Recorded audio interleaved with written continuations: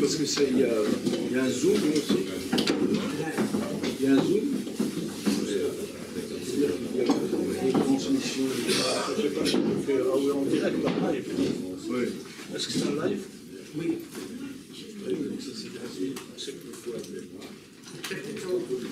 C'est bien, on peut commencer. Oui. Bonsoir, messieurs, dames.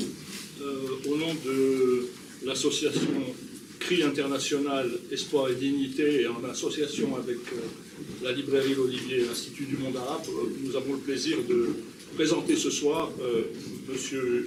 Gérard Haddad, philosophe, ingénieur agronome, psychiatre, psychanalyste, militant associatif des droits de l'homme et de la liberté.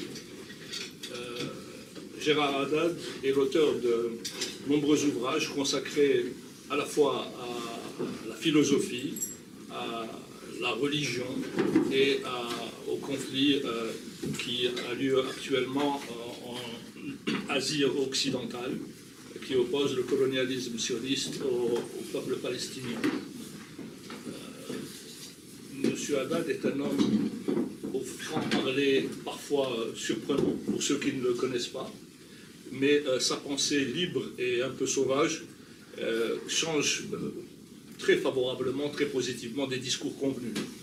Donc, sans plus tarder, je vais lui laisser la parole pour nous parler de son dernier ouvrage, L'archéologie du sionisme. On parlera, je pense, aussi d'autres livres. Hein. L'archéologie du sionisme, qui est une espèce, vous allez me pardonner, d'anatomie pathologique de cette idéologie, comment elle est née, comment elle a évolué, comment elle s'est constituée, et comment probablement elle va se déliter au fil de son impéritie et de son inefficacité politique. Voilà. Merci à vous d'être là tous ce soir. Et donc, je laisse la parole à notre ami Haddad, qui va nous parler de l'idéologie, de ce qu'il en reste, de ce qui la constitue encore aujourd'hui en Israël. Merci beaucoup, merci d'être là.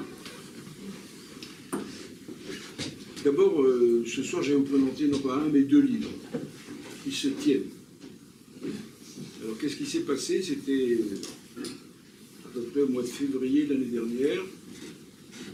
Des événements tragiques. Nous vivons une tragédie épouvantable. Je ne suis pas sûr que tout le monde en prenne la mesure. Nous vivons une tragédie. C'est mort par dizaines de milliers. C'est un cauchemar que nous vivons. Et apparemment, dans une espèce de, je dirais pas d'indifférence, mais comme si les gens sont hypnotisés, somnolent. Ouais, d'accord. Moi, j'aurais dû d'abord dire que ce que je suis essentiellement, c'est que je suis un psychanalyste. Je suis le seul dans le monde, je crois, agro-psychanalyste. Parce que j'étais d'abord agronome, jusqu'au jour où j'ai rencontré un phénomène qui m'a beaucoup aidé, pour lequel j'ai gardé toute ma gratitude. Il s'appelait Jacques Lacan. Et je me suis lancé avec lui dans une analyse qui a bouleversé totalement ma vie. Et je suis devenu médecin. J'avais 30 ans, j'ai fait 11 ans de médecine. Et puis voilà. Et puis récemment, je me suis dit, pourquoi ne pas faire une thèse de philosophie? Je fais au mois de février, là, je l'ai soutenu.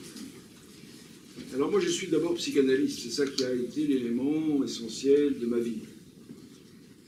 Et je pense que chacun de nous a en l'intérieur de lui-même une espèce, devrait avoir une espèce de sismographe. Quand la Terre va trembler, ça bouge.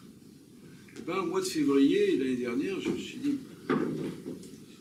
quand ça a commencé à prendre cette tournure épouvantable de crimes de guerre, de massacres, et surtout pour moi, d'enfants martyrs, mourant de faim, amputés sans anesthésie, jusqu'au meurt.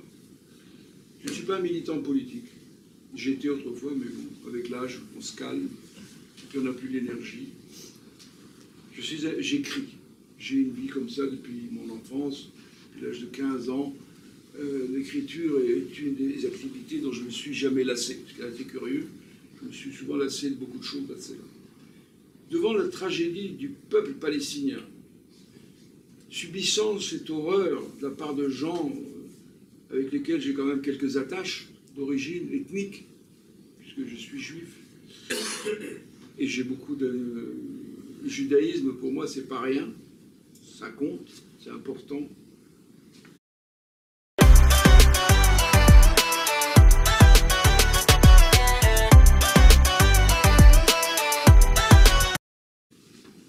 Comment peut-on...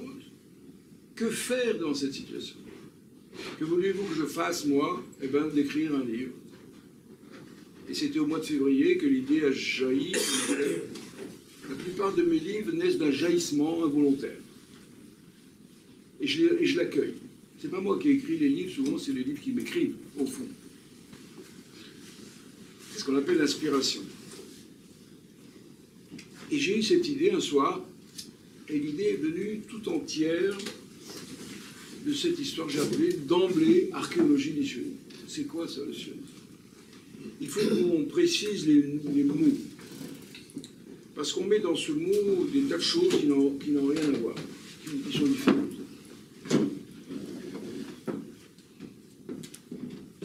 J'ai reconstitué un peu l'historique de cette affaire.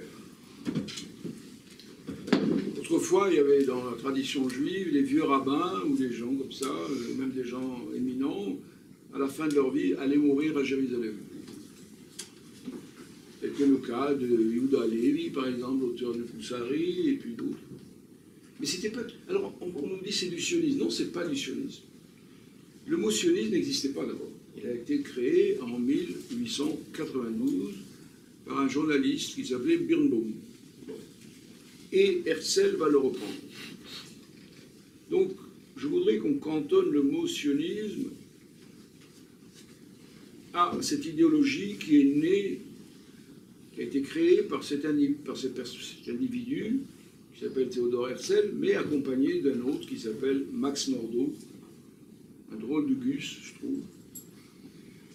Un homme qui pensait que tout était dégénéré, sans se poser la question s'il n'était pas un peu lui-même. Bon. Donc, tout n'est pas sionisme. Je pense à quelqu'un dont j'ai traduit l'autobiographie, qui s'appelait Eliezer Ben Yehuda, qui a un jour, ce type, ce gamin, c'était un adolescent, il était lituanien, par là-bas, et il a eu une espèce de fantasme, d'hallucination, on appelle ça comme on veut. Il voulait que la langue hébraïque renaisse. Et il s'est sacrifié pour ça. Il a été vivre à Jérusalem. C'était un vrai... Est-ce qu'on peut dire qu'il était sioniste, lui? Non, ça n'existait pas encore. Il était là, c'était l'année 1880. Donc avant, 20 ans avant, 17 ans avant, le premier congrès sioniste de Herzl en Suisse, à Bâle. Il a eu lieu à Bâle parce qu'il devait avoir lieu à Munich, sauf qu'à l'époque, les rabbins, les gens qui connaissent le judaïsme, ils avaient dit « Ah non, non, non, on ne veut pas ce truc ». Ils ont interdit le congrès qui devait se tenir à Munich. Et donc, on a trouvé qu'à Bâle, ça a été possible. Donc, ça a été le premier congrès de Bâle. Alors, je vais... et c'est quand j'emploie le mot sioniste, j'ajoute herzlien. Parce que des gens, bon, il y a une attache liée à la piété des textes anciens, etc., qui relie un peu quand même les Juifs à Jérusalem. Mais ça ne veut pas dire que ça doit être qui allaient finir leur jour, qui voulaient même vivre là-bas. Mais ça ne veut pas dire coloniser. Je suis sûr que si la démarche avait été différente. Je connais l'hospitalité du monde arabe, quand on le respecte. Il faut savoir respecter les Arabes. Ceux qui les respectent, eh ben, ils en tirent un grand profit par l'hospitalité qu'ils ont, qui est unique. Enfin, unique, je ne sais pas quelle est l'hospitalité des Indiens ou des Japonais, mais moi qui suis de Tunisie, je connais, j'ai vécu, je sais ce que c'est que l'hospitalité arabe, musulmane. C'est un rappel de la...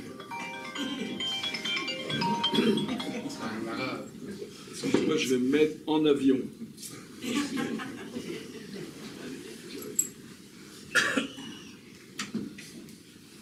Alors, où est-ce qu'il est l'avion, là? Voilà, mot d'avion.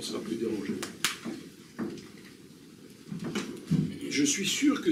Alors, donc, Ben Yehuda, pour en revenir à lui, quand il arrive, il ne connaissait rien. Vous savez, la plupart des gens, d'Européens, avec l'Europe, il y a cette espèce de morgue européenne, et maintenant on commence à y voir plus clair, qui fait qu'en dehors d'Europe, il n'y a rien, pratiquement. Récemment, j'ai eu le plaisir de découvrir cet écrivain palestinien si intéressant qui s'appelle Edouard Saïd, et qui dit cet européocentrisme du 19e siècle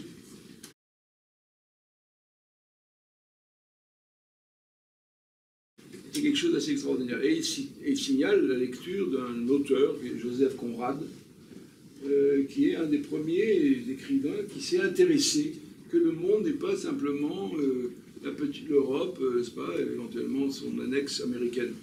Sauf que maintenant c'est l'inverse, l'annexe apparaît de l'Europe, qui serait l'annexe de l'Amérique. Il y a eu un livre qui est apparu, là, qui est assez étonnant, qui s'appelle « L'antisionisme est une histoire juive », que vous trouvez là-haut. C'est un livre assez intéressant, très intéressant, qui est fait, c'est pas un essai, c'est un recueil des textes écrits uniquement par des juifs, des rabbins, des penseurs divers et variés. Et moi j'ai lu ce livre, ça m'a aidé. L'histoire elle est comme ça. Vous savez, les Hébreux, autrefois, dans l'Empire romain, il y a eu des guerres incessantes autour de Jérusalem avec l'Empire romain, les Romains. Les Romains, ils voulaient qu'on les respecte, mais ils n'aimaient pas les pays indépendants. Donc, il y a eu un empereur romain particulièrement sympa qui s'appelait Adrien, qu'on aime beaucoup en France, parce qu'il y a Madame Chose, là, qui a écrit un livre, Les Mémoires d'Adrien. Ursula. Mais c'était une belle crapule, cet homme-là. Ça, elle ne le dit pas.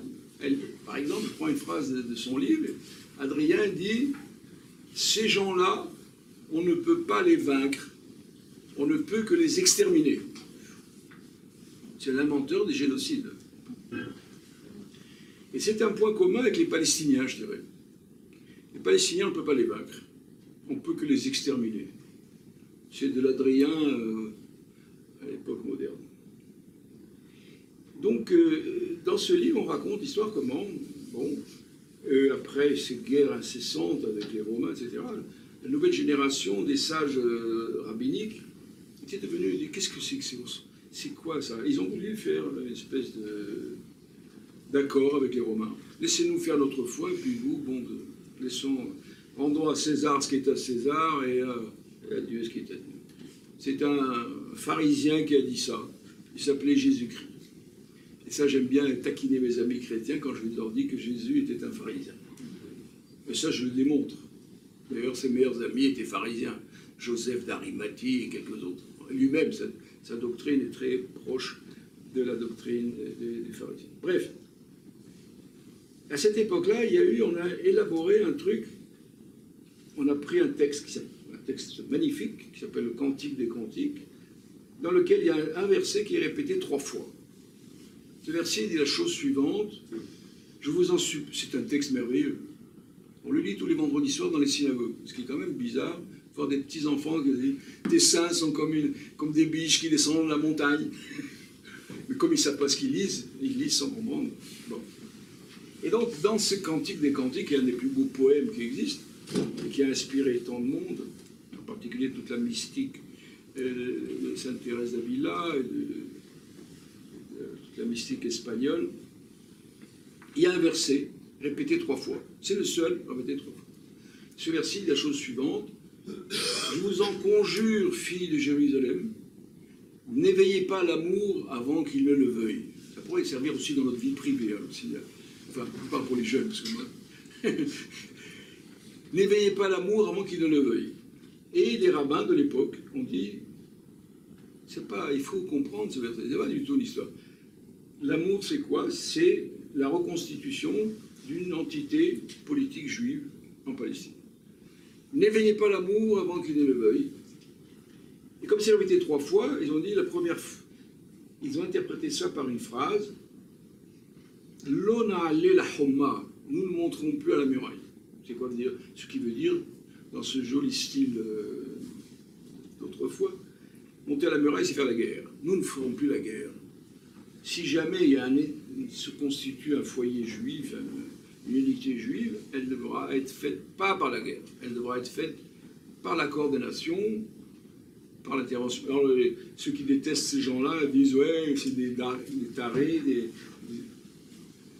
ils pensent que Dieu va le Messie, toutes ces bêtises-là. Eh bien non. À tel point qu'en 1947, quand il y a eu l'accord que l'ONU a donné ce partage, injuste, il faut dire, parce qu'il y avait 600 000 personnes d'un côté et plusieurs millions de l'autre, on a donné moitié-moitié. Il ne fallait pas. Bref, ces gens-là qu'on appelle par exemple, il y a des courants aujourd'hui juifs pieux, qu'on appelle par exemple les Satmar, je ne sais pas si vous connaissez ce nom. Les Satmar, c'est un courant chassidique. Et eux qui sont totalement hostiles au sionisme. Plus anti-sionistes qu'eux, vous ne trouvez pas. Vous payez l'abonnement de votre box internet beaucoup trop cher, jusqu'à 400 € par an, et vous ne le savez même pas. Et on leur a dit, mais voilà, c'est un accord international, c'est l'ONU, donc c'est la paix, donc c'est comme... Vous devriez accepter cette solution. Et pourquoi pas? Parce que les principaux intéressés n'ont pas été consultés. Et qui sont les principaux intéressés? Les Palestiniens. Là, c'est une phrase qu'a prononcée cet éminent personnage qui s'appelait Joel Tenenbaum. Vous trouvez ça d'ailleurs dans ce livre aussi. Ce monsieur était un type assez extraordinaire parce qu'il, dialoguant quand même avec les sionistes, il dit mais qu'est-ce que vous voulez? C'est quoi votre sionisme? Qu'est-ce que vous voulez faire avec? Vous voulez combler cette souffrance de l'exil, cette souffrance du manque? Mais vous êtes bête ou quoi? Le manque est constitutif de tout être humain, juif ou pas juif. Monsieur Tenenbaum, vous avez lu Lacan ou quoi? Ou c'est Lacan qui vous a lu? Enfin, je ne sais pas. En tout cas, cette phrase m'a ébloui. Le sionisme a voulu supprimer le manque qui nous habite. Donc, il y a eu ce serment a été fait par les sages du monde juif de ne plus faire la guerre. Si jamais de devenir, ça doit être par des voies pacifiques. Ça doit être fait d'un accord avec la population locale, etc. Tout ça est resté comme ça, endormi. Moi, jamais pensé vraiment. C'était un rêve. À la fête de Pâques, par exemple, on dit l'année prochaine à Jérusalem. On dit Amachol Yerushalayim. Hashana Haba Yerushalayim. Bon, en hébreu, en arabe, mais personne n'y croyait vraiment. C'était comme ça. Voilà. Nous arrivons au XIXe siècle en Europe. Tout le monde oriental, juif, des pays orientaux, arabes et autres, il y avait des juifs en Chine, il y en avait en Inde, il y en avait en Éthiopie, etc. Enfin, c'est en Europe que ça se passe. Il va y avoir tout le XIXe siècle, qui va être le siècle des mouvements nationaux.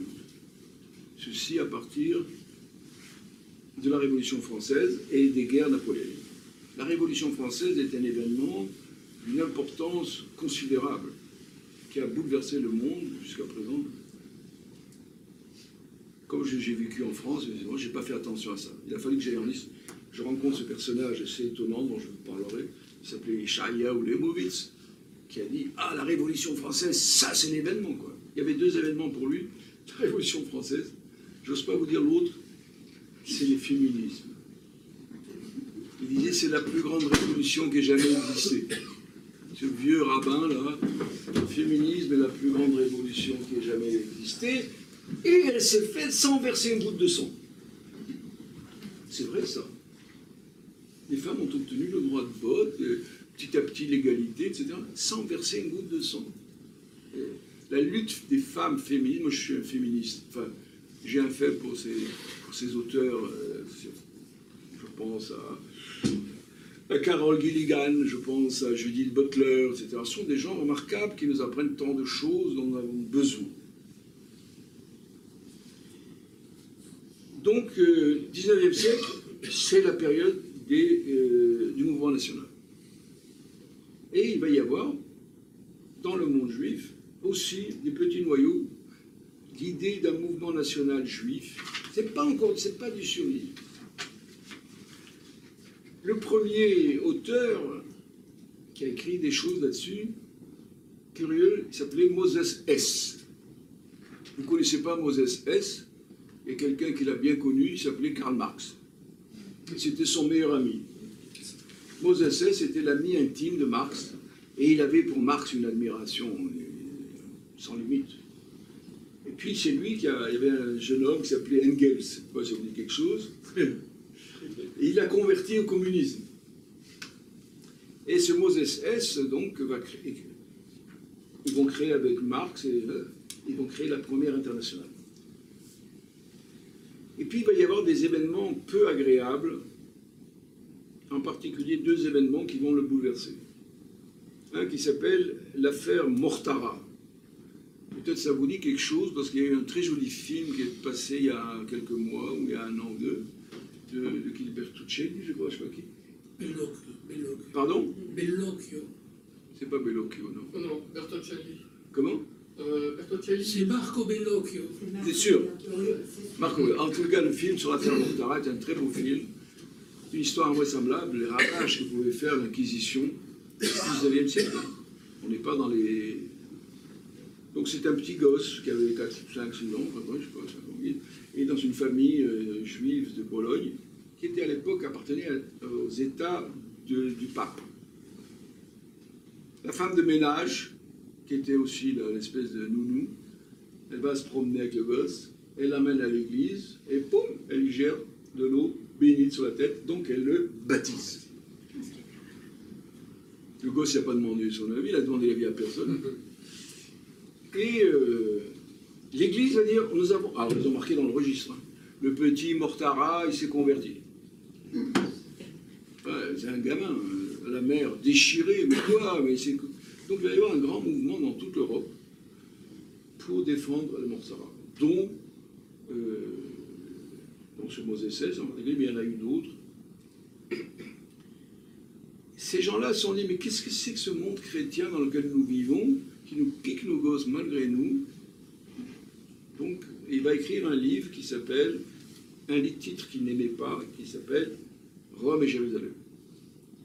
C'est le premier texte qui va être publié, qu'on pourrait dire, l'idée d'un mouvement national juif. Il va y en avoir... Alors, l'horreur qui avait lieu à l'époque, c'était l'Ukraine, la Russie, cette région-là. Prenons le cas de l'Angleterre. En Angleterre, les Juifs, ça allait, hein. Le personnage le plus célèbre en Angleterre, c'est un Juif, il s'appelait Disraeli. Et quand il était battu aux élections par M. Gladstone, la reine Victoria, elle en pleurait. On ne peut pas dire qu'elle était antisémite, à moins de s'appeler Raphaël Antoven. Enfin, je ne sais pas pourquoi je dis ce nom-là. En fait, c'est un malade de l'antisémitisme. C'est pour ça qu'ils ne sont pas. Si vous connaissez un traitement, vous l'indiquez. Moi, je n'en connais pas. Et donc, la deuxième personne la plus connue à l'époque en Angleterre, c'était un certain Sir Montefiore, qui était shérif de Londres. C'était des gens, mais il n'y avait pas de problème. En France, on avait créé mieux. Mais dans les pays de l'Est, dans l'Empire tsariste, ça a été à un moment donné une période d'horreur absolue. C'est à partir du moment où le tsar Alexandre II, qui n'était pas plus mauvais qu'un autre, hein, a été assassiné. Et, comme on dit en tunisien, la tête du chauve est plus proche de Dieu. On va s'en prendre à qui? On va s'en prendre... Oh, alors il va y avoir des pogroms, mais alors d'une horreur absolument inouïe. Mais on a des récits là-dessus, je vous les passe. Parmi eux, il y avait un type qui était un brave médecin de Odessa, qui s'appelait Léon Pinsker. Léon Pinsker, lui, il voulait que les Juifs s'assimilent là où ils se trouvent. Et bien que vivant en pays islam, il faisait la promotion de la langue allemande. Lui-même, il était médecin, etc. Sauf qu'il devait assister à ces barbaries. Parce que vous savez, la barbarie est toujours là, elle n'est pas loin, la barbarie. Regardez Gaza, c'est quoi? C'est la barbarie, quoi. Elle est à notre porte. Il suffit de... Si vous ne fermez pas bien la porte, elle rentre. On dirait que l'homme a besoin, il est là derrière lui. Les Grecs appelaient ça les Érinies. C'est peut-être ça, la barbarie, les Érinies. Et donc, il écrit un texte qui s'appelle Auto-émancipation. Un petit texte assez, je trouve, punchy, comme on dit, vraiment un style sympa, bouleversant. Et il prône que c'est un lieu de refuge. On va chercher, donc, chez des gens divers, on va chercher un refuge. Parce que ce n'était pas un pogrom, c'est pas 2 pogroms, c'est pas 6 mois, c'est 20 ans. Tout le temps, ça allait. Depuis 1801 jusqu'à Kishinev, 1902, et même après. Et puis il paraît que les Juifs, ils aimaient bien bouffer les petits chrétiens, qu'on appelle le crime rituel, bien préparé, c'est paraît-il délicieux, je sais pas. Il y avait des tas de choses qui circulaient comme ça, qui entretenaient une haine féroce. Et donc vraiment, beaucoup de ces populations sont parties aux États-Unis, ce qui va créer d'ailleurs cette grande diaspora juive aux États-Unis, qui va apporter quand même des choses culturelles importantes depuis le cinéma. Vous savez l'histoire de Charlie Chaplin, on avait dit longtemps qu'il était juif. On m'a demandé si vous êtes juif, je dis non, et pourquoi vous dites que c'est juif? Ben, j'ai vu que c'était eux qui contrôlaient Hollywood, alors j'ai dit que je suis juif pour qu'ils ne me laissent pas me fassent petite anecdote. Et donc, c'est de là, de ces horreurs, qui ont lieu dans un monde orthodoxe, chrétien.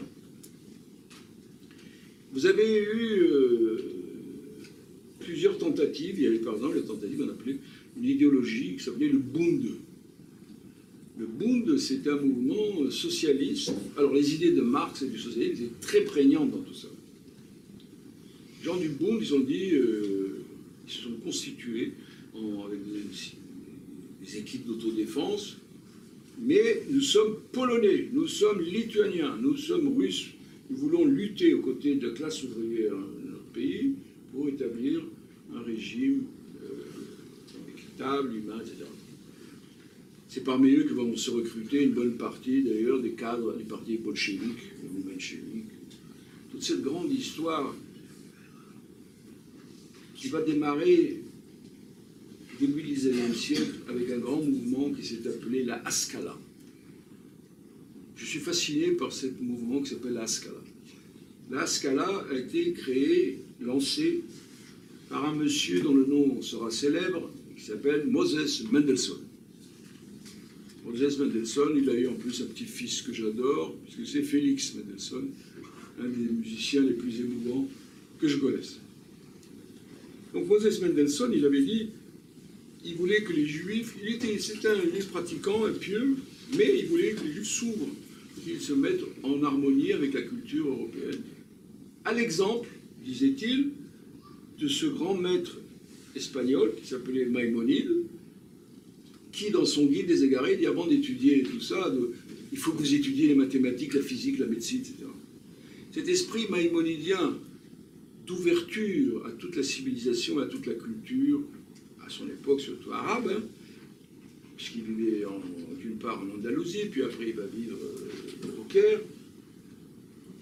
Cet exemple maïmonidien va être repris par M. Moses Mendelssohn, qui a écrit un livre qui s'appelle Jérusalem. Et d'ailleurs, il a traduit en allemand le livre de Maïmonide. Sauf que, à la suite de Mendelssohn, le monde juif va éclater. Il va y avoir apparition, parce que le monde juif jusque-là vivait sous la tutelle, le joug, comme on dit, d'une manière pas du tout péjorative, des rabbins, de la tradition juive, de la loi juive. Et cette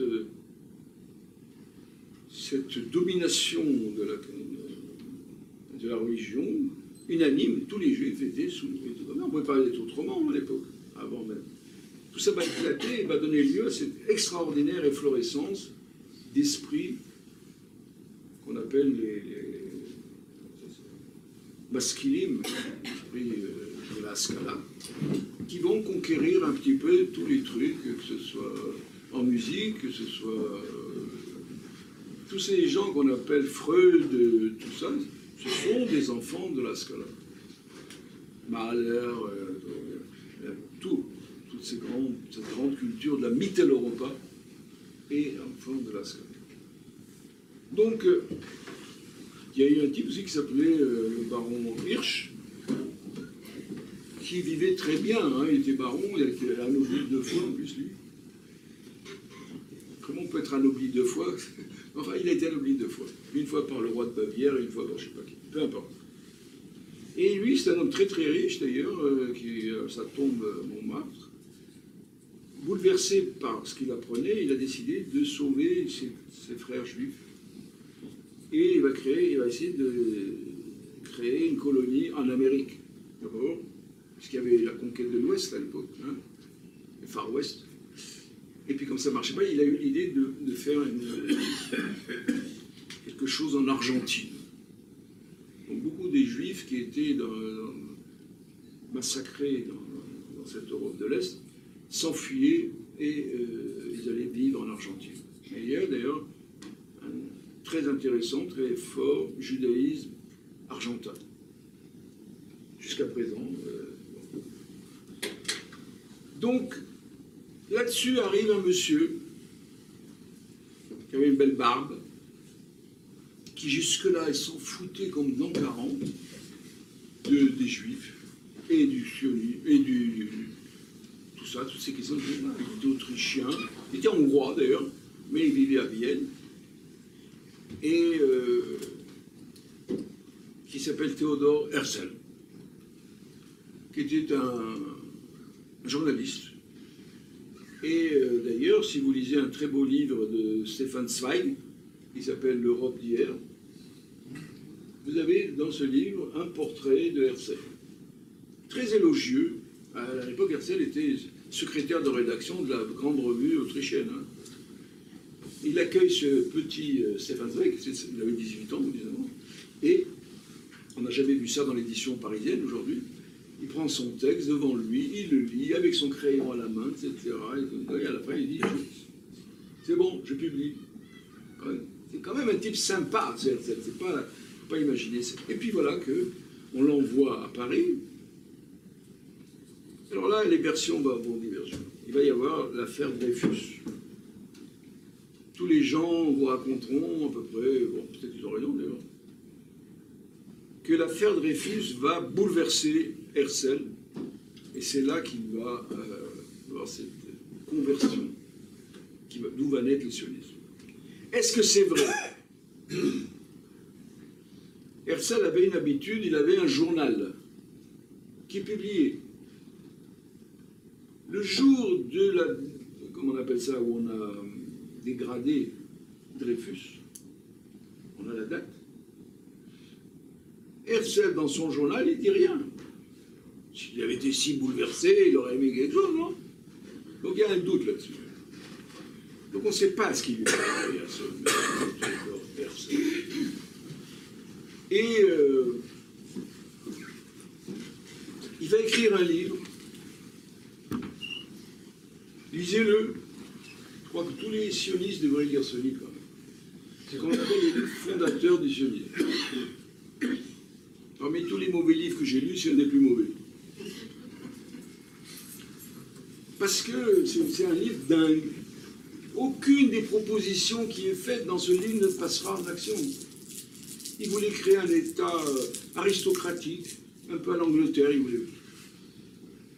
Il déteste. Alors quand vous pensez au sionisme, à quoi vous pensez souvent? On pense le kibbutz, l'agriculture. Ben, demandez à Herzl ce qu'il en pensait du kibbutz. Il dit quoi? L'agriculture?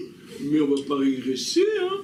On ne va pas devenir des ploucs, on ne va pas devenir des paysans, mais ça ne va pas la tête. Bon. Donc l'agriculture. Deuxième point dans le kibbutz, c'est le truc collectif. Quoi? Le collectivisme, il avait une haine absolue de ça. Donc quand on vous dit de ce qu'a fait ce Herzl, il y a une seule chose qu'il peut-être peut lui accorder. Il a créé un organisme très bureaucratique qui va s'appeler l'Organisation sioniste mondiale. Et c'est elle qui va prendre en main des tas de choses. Moi, je dis, c'est comme les coucous qui posent ses œufs dans les nids des autres. Et à la langue hébraïque, il demandait à Herzl ce qu'il pensait. Mais ça va pas, non, mais c'est quoi cette langue? Qui la parle? Comment voulez-vous que je demande mon billet de train, là? Je veux faire Genève-Annemasse. en hébreu, qu'est-ce que je dis? Bref, il n'a pas dit ça, mais je n'ai pas s'il a dit je ne sais pas quoi, il a dit comment, si je vais acheter mon billet de train, qu'est-ce que je dis? Alors que depuis 20 ans, il y avait un monsieur tuberculeux qui se coltinait la question de la langue hébraïque, le fameux Eliezer Ben Yehuda. Ils s'en foutaient complètement. Ils n'ont jamais été en Palestine, ces gens-là. Il y a une anecdote très amusante. Alors, il avait une âme damnée qui s'appelait Max Nordau. Max Nordau, il avait un truc, un djouk, comme on dit en hébreu, un cafard dans la tête. C'est la dégénérescence. Tapez Google, là, ou Amazon, vous verrez. Max Nordau, le livre le plus connu qu'il a fait, c'était Dégénérescence. Il faut dire qu'à l'époque, au XIXe siècle, la dégénérescence était une idée très répandue. Qu'est-ce qu'un alcoolique? Un dégénéré. Qu'est-ce qu'une hystérique? Dégénéré. Qu'est-ce qu'un homosexuel? Un dégénéré. Tout était dégénéré. Et le coup de génie de Freud, parce qu'il faut quand même revenir à mon cher Freud quand même, c'est d'avoir dit non, pas du tout, vous n'y êtes pas du tout. L'hystérique, elle n'est pas dégénérée, elle souffre de réminiscence. Ce sont des souvenirs traumatiques qui... Mais c'était vraiment... On ne se rend pas compte de ce coup d'éclat qu'il a fait. Alors, chez ce brave Max Nordau, je n'ai pas lu d'ailleurs, il dit par exemple, tout l'art, aujourd'hui, Wagner, Mahler, tout ça, c'est des dégénérés. Hein? La peinture de Picasso, dégénérée. Tout était dégénéré chez celui-là. Et qu'est-ce qui était plus dégénéré en particulier? C'était quoi? C'était les Juifs. Les Juifs sont des dégénérés. Merci. À une époque où le peuple, il y a eu des Freud, des Einstein, des gens un peu quand même pas si dégénérés que ça, je trouve.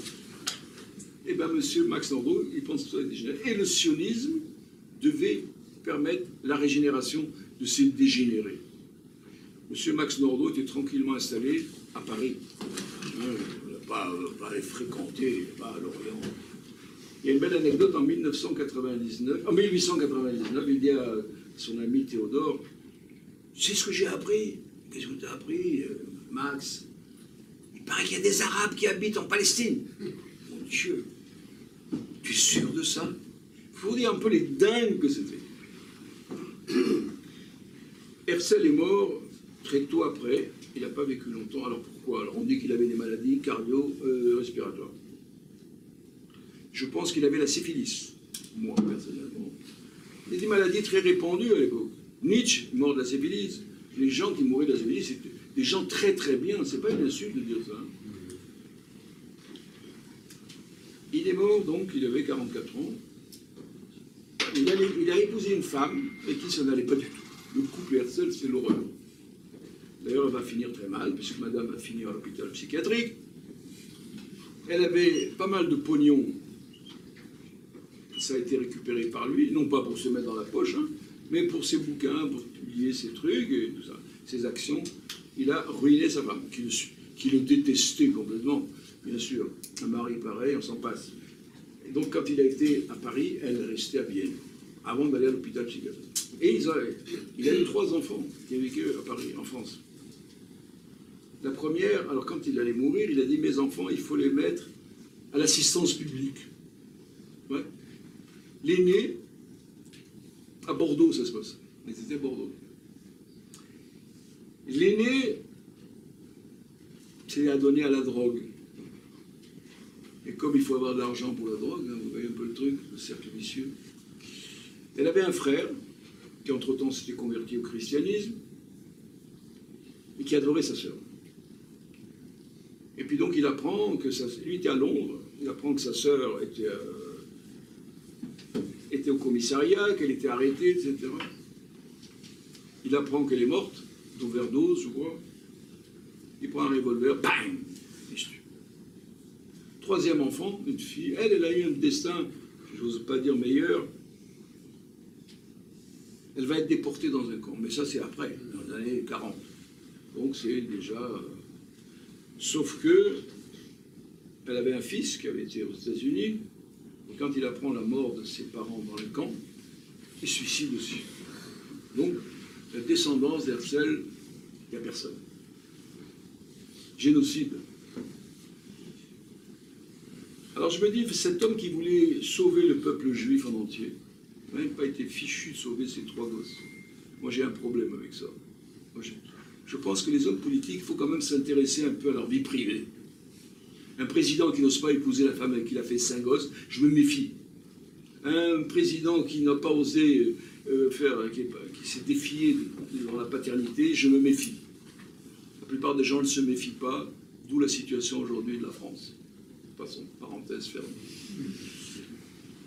Donc, voilà, donc, alors, ce monsieur Herzl, ainsi que tous ces gens qui l'entourent, en particulier, bon, Max Nordau, passons,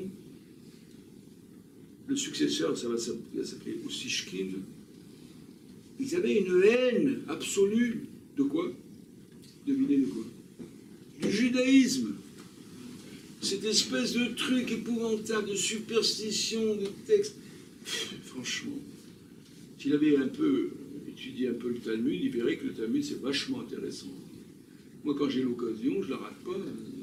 C'est vraiment passionnant, le Talmud. Bon. Ces gens-là ont rejeté, littéralement, l'héritage juif.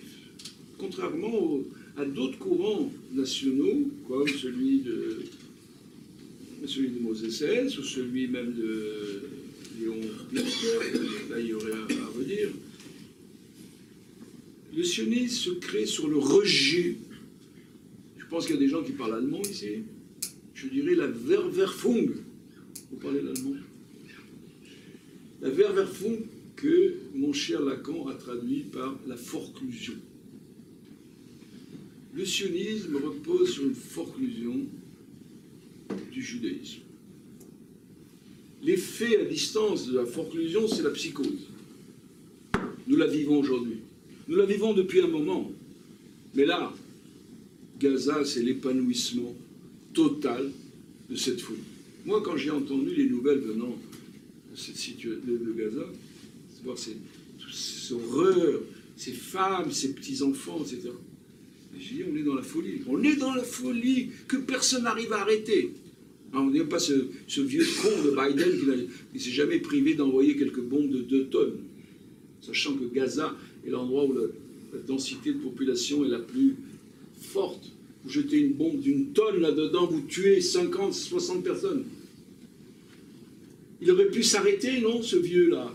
Moi, je suis plus vieux que lui. Hein. Mais c'est pour ça que je me permets de le dire. Ils n'ont pas fait un geste pour éviter le génocide, le massacre. Pas un geste. Il a fallu que le petit cinglé de Trump, là, c'est lui qui a quand même... Laissons tomber, hein. Je ne sais pas ce que l'avenir nous réserve. Mais n'empêche qu'il y a eu le cessez-le-feu. Les gens boivent de l'eau, les gens mangent un bout de pain, les gens se lavent, les gens sont soignés. Quand même. Même si ça dure que 15 jours, 3 semaines, 1 mois, j'espère que ça va durer définitivement. Mais déjà, comme on dirait chez nous, alhamdoulilah, on a eu des vacances, on a un moment d'arrêt. Quel soulagement, pour nous tous, pas pour eux seulement. Moi, pour moi, qu'est-ce que je suis soulagé? Un soulagement... Donc, ce système sioniste a reposé sur quoi, finalement? Puisqu'il n'y avait pas de judaïsme. Ce n'était pas la suite de la grande histoire du peuple juif. Parce qu'il y a une grande histoire du peuple juif.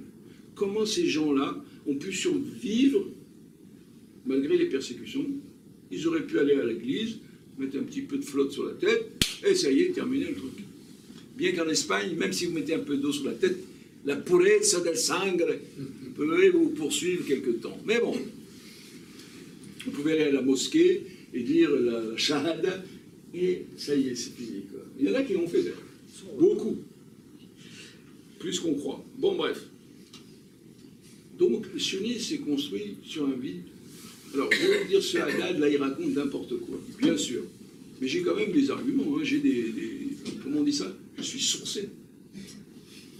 J'ai une amie, moi, israélienne. Enfin, une amie que je n'ai pas vue depuis je ne sais pas combien de temps, mais enfin, quand même, chaque fois que je la vois, on se tombe dans les bras. Elle s'appelle Tzvia Walden. Ça vous dit quelque chose? Peut-être pas. Elle est l'épouse d'un homme merveilleux qui s'appelle Rafi Walden. Rafi Walden a dirigé le plus grand hôpital d'Israël. Il a créé une association qui s'appelait les Médecins pour les droits de l'homme. Il allait dans tous les... Pas lui, bon. Mais ils ont créé un système avec des ambulances et tout ça bien équipé. Ils allaient dans le moindre village palestinien pour soigner les gens. Ils allaient à Gaza, ils ont fait faire des stages aux soignants de Gaza pour leur... J'ai fait un peu de suspense. Tzvia Walden, c'est la fille de Shimon Peres. Quelqu'un qui nous a saoulés avec, soi-disant, des utopies, des machins, à son âme. Il a une fille magnifique. Tzvia est une fille vraiment. Et donc, elle raconte dans un livre, une israélienne, je crois que ça s'appelle, si vous avez un Amazon sous la main, vous tapez Tzvia Walden. Elle raconte sa vie, une autobiographie, page 3 ou 4. Elle dit, quand j'étais enfant, je demandais à mes parents, mais qui sont ces gens-là, ces juifs qui n'habitent pas ici? Et qu'est-ce que lui répondent ses parents? De ces gens-là, il ne faut plus parler. Pourquoi? Qu'est-ce qu'on a fait? On est pestiférés. C'est ce qu'on appelle en Israël, on appelle ça les juifs galoutiques. Juifs diasporiques. Avec un mépris. Moi, je suis un juif galoutique. Quand je vois ma famille qui est là-bas, ils ne me parlent pas. Ah, ça va bien? Oui, ça va. Mais discutons de choses un peu. Moi, j'ai quand même un peu de culture. Je ne sais pas si vous l'avez observé, là. Alors, vous pouvez un peu discuter. Rien. Galoutique. C'est ce qu'elle a reçu, Madame Tzvia Walden. Pourquoi elle est une amie? Parce qu'elle est passionnée par ce Ben Yehuda. Et que moi, j'ai écrit des choses sur Ben Yehuda qui sont pas mal intéressantes. Si vous les trouvez. Parce que je pense que Ben Yehuda a essayé de contrecarrer cette psychose qui était en train de s'installer. J'ai traduit son autobiographie où il prend conscience de l'existence d'un peuple palestinien. Et qu'est-ce qu'il faut faire avec cette réalité-là? Il faut avoir des bonnes relations avec eux. La grande œuvre de Ben Yehuda, c'est quoi? C'est d'avoir écrit le premier dictionnaire de la langue hébraïque. Il n'en avait pas avant lui. Avec qui il a écrit? Avec un ami de Jérusalem. Grande famille, comment il s'appelle? Montefiore? Non, Montefiore, c'est un siècle avant. Non, la grande famille qui a donné le moufti de Jérusalem. Husseini. Alors, la famille Husseini, c'est une très très grande famille. Hein, il y a eu quelqu'un, il y a 30 ans, qui a été un des dirigeants de l'OLP. Bon, il y a eu le moufti. Bon, d'accord, il y a eu le moufti. Mais il y avait d'autres. Et Ben Yehuda, avec son ami Husseini, a établi ce grand dictionnaire de la langue hébraïque qui n'existait pas avant lui. Il a fait un travail remarquable, Ben Yehuda. On le traite de fou. En Israël, on l'appelle le Meshuga. Il y a une chanson de Eliezer, Ben Yehuda, Meshuga. Bon, d'accord, Meshuga, c'est le seul qui n'était pas Meshuga dans l'affaire. Meshuga, ça veut dire fou. Vous savez ce qu'il a fait? Il a pris les termes agricoles du Maroc, les termes agricoles en Irak, par exemple. Il s'est aperçu qu'en Palestine, ce n'était pas tout à fait les mêmes. Qu'il y avait des mots différents, quoi. Il y avait le palestinien. C'est quoi ce palestinien? Est-ce que ce ne seraient pas les descendants des Hébreux de l'Antiquité qui se sont convertis à l'islam ou au christianisme? Il y a des dirigeants palestiniens remarquables qui sont chrétiens. Madame Gérard, là, je crois, qui vient d'être libérée, cette femme remarquable, après 4 emprisonnements. Elle est sortie méconnaissable. Probablement, je pense que c'est une chrétienne, puisqu'elle a fait son accueil dans l'église de Ramallah. D'ailleurs, il y a des églises à Ramallah. Tiens, il y a des églises à Gaza. Quoi? Chez ces fanatiques, là, il y a des églises. Eh bien, il y avait des églises à Gaza. Il y avait même une synagogue à Gaza. Et c'était un des grands foyers du judaïsme. Gaza était un des grands foyers du judaïsme au XVIIe siècle.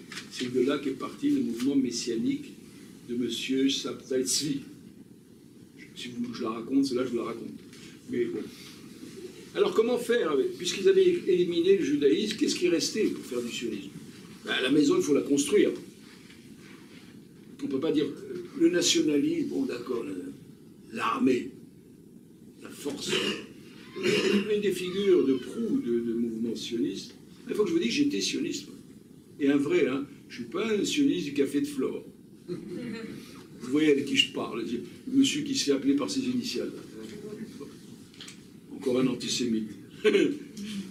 Moi, j'y suis allé là-bas, j'ai vécu là-bas, 3 ans, c'est ça. Ça m'a guéri. Pourquoi je vous dis ça, je ne me rappelle plus. Bref. Ah oui, comment faire? Donc c'était la force, la violence. Moi je pense que si ces braves juifs russes étaient venus gentiment, je connais mes orientaux, moi. Je serais venu. On est en détresse, on est persécuté, on est assassiné, on est massacré, on est découpé en morceaux. On voudrait venir vivre avec vous. Tfadlou, marhaba bikum.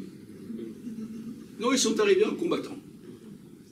Et l'image, la figure de cette chose un type qui s'appelait Trompeldor. C'est un joli nom, Trompette d'or. Non, Trompeldor, c'est un russe. Et qui a été l'initiateur des mouvements d'autodéfense. Mais d'abord, pourquoi autodéfense? Qui nous a attaqués? Depuis des siècles, les Juifs étaient en Palestine. Vous savez que la majorité de la population de Jérusalem, ça vous ne savez pas, hein, j'ai découvert en traduisant le livre d'Eliezer Ben Yehuda, était juive. La majorité. Personne ne les embêtait. Il y avait en plus quelques Arméniens par là, aussi un quartier arménien. On n'a jamais entendu parler d'un problème. Et d'ailleurs, dans son autobiographie, là, il reçoit des gens qu'on appelle passionnistes, mais qu'on appelle en hébreu les Hobevei Tzion, qui descendent d'ailleurs de ce Léon Pinsker. Mais Léon Pinsker est mort en Russie. Ils arrivent à Jérusalem et Ben Yehuda, il est content de les recevoir. Ah, bonjour, ça va, ouais. Bon, vous savez quoi? Je vous ai trouvé parce que vous voulez installer une colonie, là. C'est pas forcément du colonialisme, on va habiter, là. Bon, parce que la vie en Russie, en Ukraine est insupportable. Bon. Eh bien, je vous ai trouvé des terrains à côté de Jérusalem. On pourrait faire un joli village, là, des réfugiés. Quoi? Jérusalem? Ça n'y est pas, la tête. Comment ça, Jérusalem? C'est la ville mère du judaïsme. Ah non, non, non, non, non, on ne va pas vivre avec ces pouilleux de juifs orthodoxes. Cette haine du juif chez les sionistes, c'est dingue. Elle est documentée. Et vous voulez aller où? Ah non, non, on va aller à Jaffa. Jaffa? Ben oui, Jaffa, c'est un port, là, c'est bien, les immigrants arrivent. On leur offrira le café, le port, peut-être, je sais pas. Et ça s'installe. Il dit, mais attendez, c'est un livre que la communauté m'a fait aucun effort pour que ce livre soit connu. Hein. Mais bon, c'est normal. Il dit, mais attendez, Jaffa, c'est une ville arabe. On vit tranquille avec eux. Mais si demain vont arriver 10 000 personnes à Jaffa, ça va pas aller, quoi. En plus, je vous connais, vous êtes bruyant, vous êtes chiant, vous allez créer des mouvements d'hostilité. Ah non, non, non, on s'en fout, les Arabes, c'est quoi ça? C'est tombé. Et Ben Yehuda écrit, traduit de ma plume, ou de n'importe quelle plume, ça aurait été pareil. C'est comme si un scorpion m'avait piqué le cœur, et j'ai vu dans cette décision les malheurs à venir. Il a écrit ça en 1915, 16. Il n'y avait rien. Le mouvement sioniste est arrivé le point fermé. Alors, il y a eu des mouvements variés. Il y a un mouvement qui s'appelait le Bilou. Bilou, c'était plutôt sympa. Ils ont dit, nous, on va travailler. C'est eux qui m'ont créé le kibbutz. Tout le monde admire le kibbutz. Moi-même, j'ai failli, heureusement, Dieu m'a préservé. Puis j'ai un père qui était insupportable, mais qui avait un peu de lucidité. Je voulais aller vivre au kibbutz. Combien de gens vous avez vu? Et quand vous voyez ce kibbutz, le premier kibbutz était fait par 15 personnes. C'est un petit truc de juifs venant de Roumanie et de Russie. Et ils sont pressés de faire un règlement intérieur. Dans ce règlement intérieur, il dit la chose suivante. C'est réservé à des juifs. Je suis un arabe socialiste, hein, un arabe musulman. Bonjour, j'aime beaucoup votre expérience. Elle est très sympa, votre expérience de kibbutz. Je voudrais l'entrer avec vous. Ah non, non, non, non, pas question. Et, ah non, non, démerdez-vous, on ne va pas le savoir. Bon, c'est normal, c'est des Arabes, des musulmans, on laisse tomber. Mais moi, je suis un juif yéménite. Un juif, un bon juif, je prie tous les jours. J'adore ce système de coopérative, de système. Je peux rentrer dans votre cœur. Ah non, non, non, vous êtes un juif arabe, non, non, c'est pas bon ça. Et qu'est-ce qu'on fait, nous, alors? Ah ben, faites-vous un moshab. C'est un truc pour sous-développer, quoi. Pour sous-homme.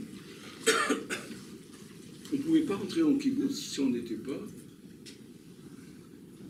Si vous ne me croyez pas, je vous donnerai des preuves. Et donc, ce système sioniste était un système vide intérieurement, en rupture avec toute l'histoire juive. Sans vraiment... Quel est le but de cette affaire-là? Offrir un... Quand la nature disait quelqu'un, je crois qu'il s'appelait même Aristote, même si c'est faux ce qu'il a dit, mais quand même la phrase est jolie. La nature a horreur du vide. En tout cas, les systèmes politiques, oui, ils ont horreur du vide. Et c'est dans ce vide-là qui va aspirer la religion fait retour dans les années 30, sous la figure d'un homme sans doute assez remarquable, vous appelez le rabbin, le Rav Kook. C'est pas lui qui a découvert le machin, hein, c'est un... Et ce type était détesté par les autres rabbins. Hein. Il était considéré comme un... Le Rav Kook a lancé le mouvement sioniste religieux. Et ça va être...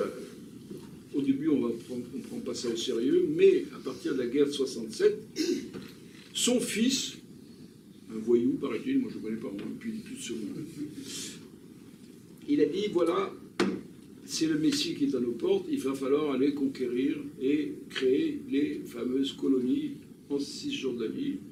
En particulier, la première, c'était Hébron, et puis ça va continuer. Aujourd'hui, il y en a des centaines. Toute la région.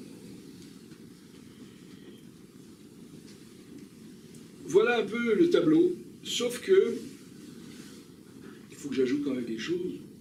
Moi, j'étais en Israël, et un jour, je suis tombé sur un texte, sur un truc qui n'avait rien à voir. Mais vous savez, la providence divine, quand elle vient vous visiter, elle utilise des moyens. C'est du Kook, ça, hein, c'est du Rav Kook. La providence divine, elle utilise des moyens détournés. Eh bien, pour moi aussi. Elle m'a mis entre les mains un texte de Maïmonide, pour lequel je n'avais pas une grande estime à l'époque. Maintenant, je suis un fan.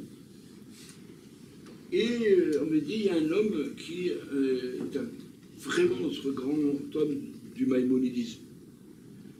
Ce monsieur, c'est un type dont je vais découvrir qu'il était exceptionnel, un de ses individualités comme il en existe très peu.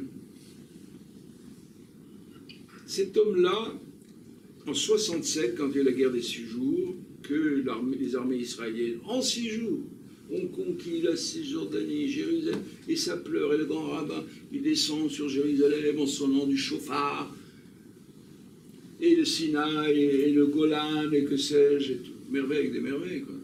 6 jours. Ils ont mis 15 mois, et ils n'ont pas réussi à écraser les maquis du Hamas. Il n'y a pas de progrès là-dessus. Hein. Et donc, le 7e jour, un vieux monsieur, un juif pieux, mais un grand savant, universitaire, 4 thèses de doctorat allemandes, vous savez, les Allemands, là-bas à Berlin, dans les années 25-30, ça rigolait pas les thèses, c'est pas comme certaines thèses aujourd'hui. Bon, de toute façon, il parlait 19 langues, professeur de médecine, professeur de biochimie du cerveau, professeur de physique quantique, que sais-je encore. Et il va déclarer « Cette victoire militaire est la plus grande catastrophe de notre histoire juive depuis Auschwitz. Cette victoire va nous autodétruire. » Ce monsieur s'appelait Yeshayahu Leibowitz. Yeshayahu, pour vous faire facile, parce que vous n'avez pas une gorge sémitique comme moi, dites Isaïe. Il s'appelait Isaïe. Mais bon, Yeshayahu, c'est quand même plus chantant. Mais bon. Et j'ai été le voir un jour pour lui dire, voilà, je viens de lire votre livre sur Maïmonide. Hein. Je vous raconte dans ce livre, celui-là, parce que vous en avez 3 pour le prix d'une conférence. Vous êtes gâtés ce soir. Donc, je ne savais pas quand j'ai été le voir. Je raconte ça dans ce livre. Il m'a dit, j'ai pas beaucoup de temps à vous consacrer. Je me suis dit, vous savez, moi, avec Lacan, les séances courtes, je connais. Une demi-heure. C'est le bonheur. Je suis